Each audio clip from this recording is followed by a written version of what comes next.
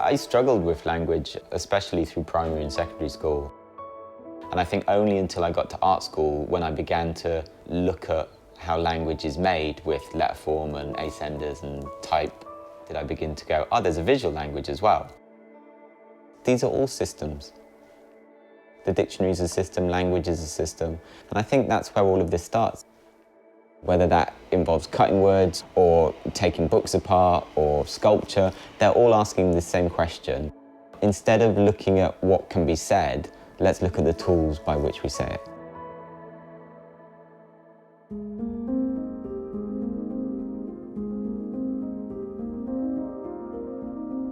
I started Dictionary Story 20 years ago. I was at art school and started thinking a lot about where does language come from, how it is held and how we use it. The book that I found most useful for that was the dictionary. It was called a dictionary. This book had all the words that had ever been read, which meant it could say all the things that could ever be said. Dictionary Story started literally as a story, and then I was thinking about how to manifest that story into the world. Initially, I started going, can I have a book talk without leaving the page? It got refined in a different way. But again, it was still trying to get the words from a dictionary to be introduced to each other. Once you take out the format of the columns and the definitions, suddenly you've got normal speech, and that can say anything, can do anything. It's got the promise of all the stories.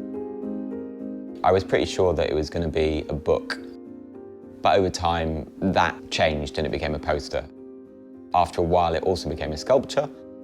It's always been a very fluid idea for me, which I guess is why it's hard for me to say what Dictionary Story is.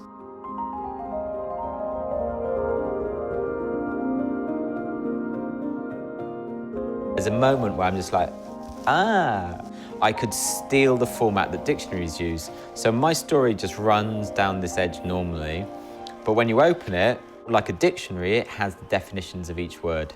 So it's a hybrid between the two.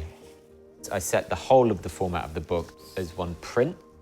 And one of the nice things about this format is that you've got all of this kind of like great expanse of space to have these definitions floating off. And I wanted that visual impact.